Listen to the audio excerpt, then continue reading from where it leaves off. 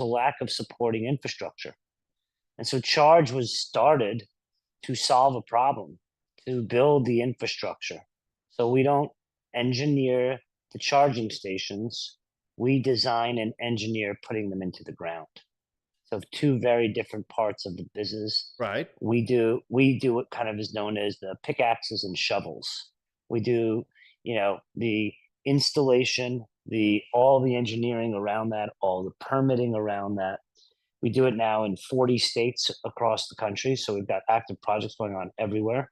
And as you could imagine, with the fast and adoption of electric vehicles, Right. without the infrastructure there to support it, it's very difficult to see it evolve.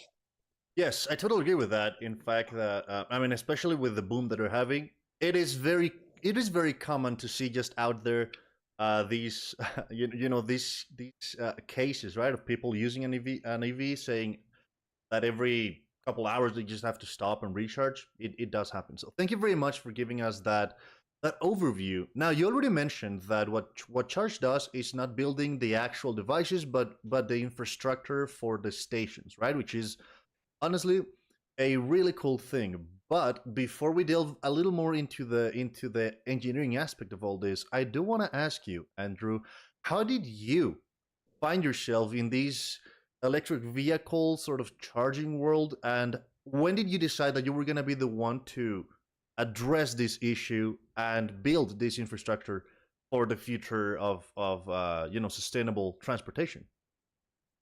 Well, actually, I took the idea to somebody else Ooh. and told them, "Why don't you do this idea?" For me, I have a very nice business in real estate services, and so the thought of starting a new company wasn't really on my mind. It turned out the person that I went to start the business was the company Line that I went and invested in, Mhm. and they told me it wasn't for them, and I saw it as such a big opportunity that in 2019 in January, decided to incorporate and start the business. Last year, we had sales of $690 million, so it's Wow. grown quite rapidly. But you're talking about sometimes, and different types of entrepreneurs. Sometimes entrepreneurs talk about things and then they try to assemble people. Right. I was just like, I'm going to do it. And even, and I've just gotten the itch in a new sector to do it again, and I'm like, oh, here I go again. But when you're that type of entrepreneur, I think sometimes if you see a market opportunity, you go for it. And that's what I did. Oh, wow, that's absolutely amazing. And I absolutely agree with you. Many times these entrepreneurship sort of ideas sometimes just end in paper, right? Like, which is great that you didn't let this one go to paper. Now, Church didn't really go through this sort of startup phase. Not the typical one, because in the end, it already had you on the charge, right? Which is pretty much Andrew. Oh no, Um, we had we had one employee, oh, and then we had two employees, and then we now there's over 400 employees. But no, it wow. started in my daughter's bedroom at her desk, actually.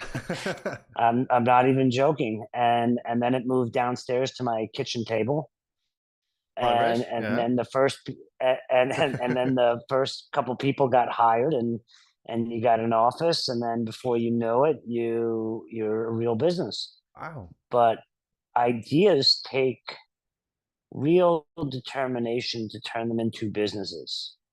And a lot of people, like you just said, the idea dies on paper.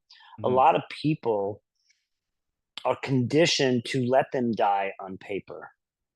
My belief was is that, and still is, that this is a, forget multi-billions of dollar opportunity in terms Right. of business, but this is a very important facet of seeing this clean technology evolve. Is I someone's agree. got to design, engineer, install, and maintain the critical equipment to do it. Right. And so my belief was is that that didn't exist at scale, and I was dumb enough to try and do it. Hey, it worked definitely. You already mentioned that just last year you sold over 600 million, which is amazing. I'm curious though, what were some of the first obstacles you had to face when you started Charge? Because I mean, I can just imagine that electric vehicles at the time were really not that popular, or were they already starting to take off? No, they're still not that popular, Sam. Well, that is So true. that's the good news. The bad news is that they're not going to be popular until there are enough models out there that everybody wants to drive. Mm, And in Europe, the government is mandating more of a shift to electric vehicles. In America, that's not the case yet. It's mhm. starting to happen, but it's not the case yet. And so you're going to have, I don't know, 4, 5, 6 million EVs on the road probably by the end of this year. Right? By the end of the decade, you're going to probably have 35, 40 million EVs on the road. By middle of 2035, that number is expected to double, so you'll have 80 Wow. million. That will still only represent about half of all the vehicles on the road. So today we have over This is 200 United million, States 200, only. correct. We have 290 million vehicles in the United States alone. Wow. So put this in perspective. You're talking about a generational shift. When you have kids, okay, you're still in your 20s, right? I'm in my When 20s, you yeah. have your yeah, when you have your kids and they are starting to drive, there will be no other options but electric vehicles. Today, that's not the Right. case. And so I use the analogy with cell phones. You have a cell phone? Of course, I have a cell phone. Yeah, Course. But I guarantee when your parents were 25 years old, but maybe they did, but it was not. when It they was were not the level adolescent, of smartphones we had. That's for sure. correct. And so what's going to happen is over the next 25 years, EVs are going to be everywhere in every single driveway, but it will take all of 25 years to shift that. Right. And my belief is that represented such a significant business opportunity. Wow, you're gonna have to build this infrastructure and then maintain it. And you have all the permitting and jobs that it creates. There's so much good that this creates because you've got one side that it's economic output, you're Hmm. creating jobs and spending. And then the second is you're bringing this clean transportation to the masses. So these are Right. these are really strong market timing opportunities. And you know, I think in light of everything that's going on, this technology and especially what Tesla's been able to do, Hmm. this is revolutionary stuff, and so we're at the forefront of it. So it's a wonderful moment to see this kind of come into focus. I mean, I agree. It definitely is a turning point. I believe that we're getting into, right? Especially with the example you said, right? Like 25 years ago, there were no phones. In 25 years from now, there are gonna be only electric cars. I agree with that. Now, I do have a question though, which is in the terms of By the the way, there scale. won't be only electric cars, but it'll be like 97.5% of all the new Mostly, vehicles sold will right? be electric. And then you'll have enthusiasts who are still old school. Right, like the current enthusiasts that still save up their dial phones that you had to twist simply because of of what it represents, right, in the history. I definitely agree with you on that. But I do have this question on when you first started this, and you already mentioned these the things about permits and the things about how complicated it can really get to really get out there. How hard was it to install the first, the first station that you maybe design and really put into place, versus today maybe that it is something already very efficient? I would assume. How hard was it? Well, that's a good question. Anytime you're doing something the first time, you're always going to have, in any business, learnings that you're going to have to apply. And Mhm. as you now we're over 1,000, you're just going to have to adapt and adapt and adapt and adapt. My guys would say that they learned how to fly the plane while it was in the air.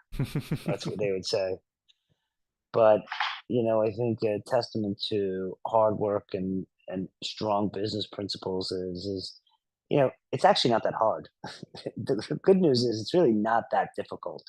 The hardest part is the permitting Right. and all the paperwork.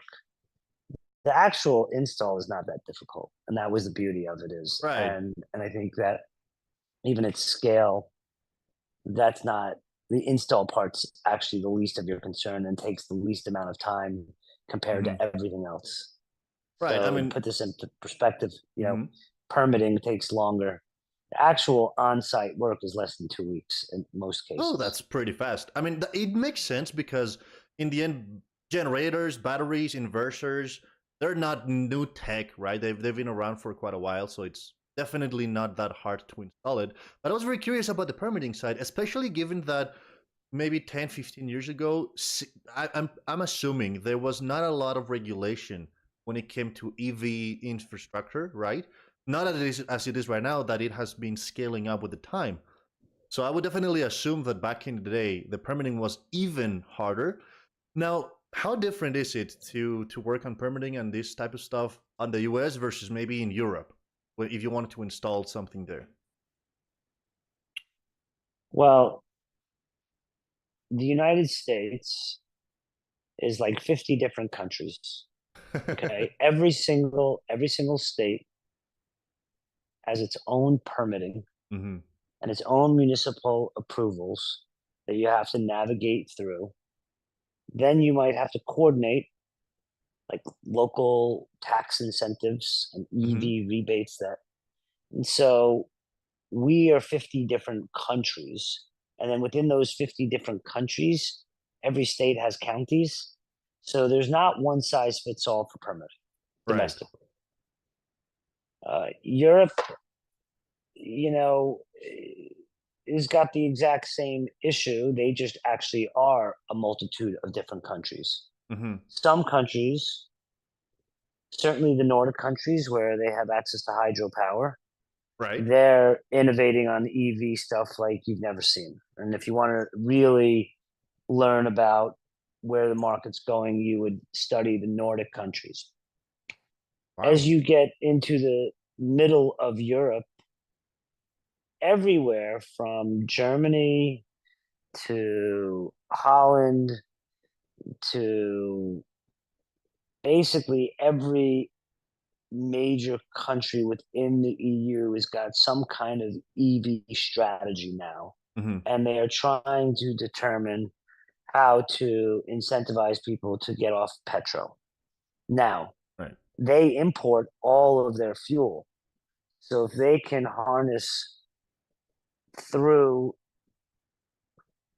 solar, wind, geothermal, wherever they can get it, Hmm. and supplement their cost of fuel. Domestically, actually, we could actually produce all the fuel we need. We don't. Right. We're an import economy, but North America as a whole actually has plenty of reserves, so to speak, Right. to power us for probably the better part of the next 50 to 100 years. And I know, people don't realize just how much oil we have Hmm. as a country, and yet, we're still claiming that we are dependent. So Europe's in a different place than America. Hmm. And America is also a car culture. We drive across the street in America. Everywhere That is else true. in Europe, they take trains. And so the acceleration to EVs is a little easier when the government is mandating it and you've got such a strong public network Hmm. of transportation. We don't have that in America. So what's going to happen is America is going to catch up on the EV stuff because we're car culture, and then Hmm. we'll fly past everybody. Right. I mean, that is one very key thing that you just said, which is about this car culture, precisely, right? Um, Now, for this car culture, I mean, of course, definitely it is booming, as you already said. People are getting more and more electric cars out there. And more companies are coming out, just like Charge Enterprises. They are coming out. They are working on EV infrastructure. They are working on these new places and this networking. So, what is Charge doing to stay really ahead of the curve in terms of maybe innovation or the devices that you install or the placement or the locations? What is Charge doing to really stay at the top, at the forefront of these? Well, I think when you think about being at the forefront, the good news with the charge business model is that we're agnostic to the hardware. So the research and development and the heavy innovation really will take place at the hardware Hmm. level. For the permitting, for field tools, for installation purposes, there'll be all sorts of new technological advances that will help increase the likelihood that you can expedite a job because you've done the last one before. You were talking about learning. Hmm. But we're not trying to innovate per se in terms of the hardware. That's not Right. our responsibility. That's outside of our swim lane. Yes. Our innovation has to come in the permitting process, in the Okay. streamlining process, in the building renewables into the what's going to power this EV charging. So, one of the biggest frustrations is you can't really pull enough power yet from renewables, affordably store it, Hmm. and then renew it and deliver it at scale just yet. But Right. there's a great company out there. It's called Beam, and their company's innovating, trying to figure out how to use renewables to Hmm. fill the tank, so to speak, up within the EV ecosystem, so that you're not burning something to actually fill up your electric Right. vehicle. And that's really where the innovation is going to come. That's really where I think people are going to start to get some traction in terms of innovation is when you really see the ability to connect this infrastructure in a mannerism where you can pull 75% of its power Hmm. from some renewable source, store it affordable enough, and then deliver it at scale so that when you have 100 cars all trying to charge at the same time, that you can deliver a high quality experience like you can Of at the gas course. station. Right, right. I definitely agree with that. Now, I wanna follow up just in this last side that you already mentioned, which is right now in the current projects that you install in the current infrastructure for EV charging stations. What is the current average power capacity, or how many cars can you actually charge right now, like at the same time, in a charging station? Well, remember, they're not our charging stations, so we're installing Oh, for well, other that is true. people. And typically, the we're installing a DC fast charger, Hmm. so you can do a rapid charge in 30 minutes, and you can charge cars all day long. Right, right, right. And usually there'll be two or four pumps, so to speak, coming off of that, but that's Okay. about the range. All right, I see. I understand. Thank you. Now, one thing you already mentioned back, which is a key part of your installation, is that you're equipment agnostic. And you already mentioned this. You don't really go for one or the other, but I mean, of course, you need to maintain a certain standard of quality, right? So, what are some of the most important parameters that, with the years, you've figured out are like the key when choosing which device to install in maybe a specific project, maybe something that varies from location to location, if weather-wise, I don't know, things like this. What are these parameters that you think are the most important ones? Well, that's a little bit of a loaded question. Here's why: because we're mandated the hardware that we need to use, and then Hmm. oftentimes we'll make a recommendation around it. Right. But once again, I would be outside of my swim lane trying I see. to force Ford to use one type of system Hmm. versus, another brand to use another. We're a service provider. And Hmm. so as a service provider, and we predominantly focus on the automotive industry, when they say jump, we just say how high. And Nice. we don't mandate things to them. So the once again, the innovation takes place on another part Hmm. of the equation within this ecosystem. You've got, I like to kind of articulate this in just a simple way, which is you've got really innovative companies building the vehicles. Hmm. You've got unbelievable technology that goes into, the software and hardware to make these batteries work. So you've Right. got the automotive company, you've got the battery company, and those two companies work very, very closely. And then the third is you need the infrastructure company to build the infrastructure Right. for those two companies to sell their products. And so we are the third. Hmm. So we are oftentimes not mandated any hardware. We I work see. with most of the big hardware providers, Right. but the goal of the business is to see the mass adoption of EV. And in order to effectuate that, it means that we have to work along a series of hardware providers that are mandated by our customers. And then Hmm. that way we can do more faster as a result of it. Right. Totally understand that. And thank you very much for sharing this.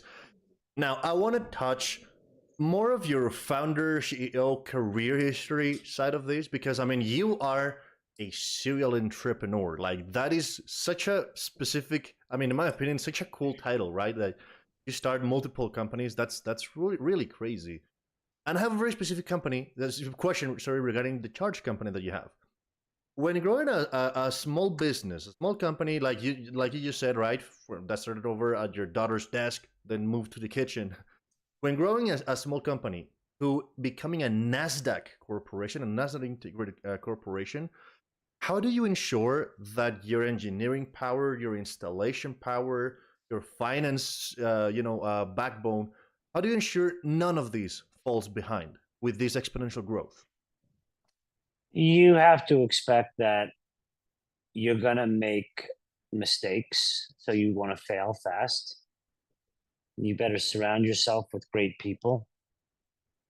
You know, I believe that the most important aspect to a success of a business outside of its market timing is its team. Hmm. And, we all have strengths and weaknesses. And so if you could put a matrix together, a skill matrix of sorts, Huh? who you need on your team, where your skills are and where their skills are, and so that there's not too much overlap, Hmm. you start to define a set of principles that you believe can take your idea with its great market timing, turn it into a product, have a business model that Hmm. makes revenue, and go. And you're likely to fail 9 times out of 10 on each one of those steps if you don't have the perseverance Right. and you don't have the fortitude. So, when starting a business, kind of like running for political office, you kind of have to have your head examined because it is very, very difficult. It's very long. If you started your own business also. And so, you know, so yeah. So I apologize, Sam. I have this other thing. I wanted to Yes, try to wrap us up by 2:30. totally So we have a understand. couple. We have a couple minutes left. Anything else you want to ask before we wrap up? Yes. Now, typically at the very last time, I ask for an advice, but you already shared with us quite some really good advices, especially this one you said to fail fast. I really like it. So, the last question that I have for you, poaching again your entrepreneurial brain, you've been on both sides, asking for investments and being the investor. So, in your opinion, Andrew, what makes a really solid, good pitch? I think anytime you're in front of an audience that is cold to you, that creating a storyline of why your product or service is, you know, better than somebody else's. And if you can't articulate that in 30 seconds, then you've got a tough job. I've got to get into this other thing. It's starting right now. Don't worry. But the most important thing is perseverance, Sam. Okay. Without Perseverance. perseverance, there is nothing. I got to run though. I apologize. That's totally Thanks. fine. Thank you very much. You have a great day. All right, guys. Well, that was a little unexpected. I'm gonna put over on this side. That was a little unexpected, but hey, thank you very much, guys, for joining us. Remember that you can find more information, interesting articles, and interviews directly on our website, buildernation.io. We're gonna love to hear from you. Also, go ahead and follow Charged Enterprises on their website and their social media handles. They are doing some really cool. Thank you very much, guys, and we're gonna see you on the next. When building the future is your priority, tedious procurement processes should be last on your list. The problem is that purchasing data is scattered across spreadsheets, receipts, emails, and messages. Tracking it all sucks and makes it easy to commit mistakes.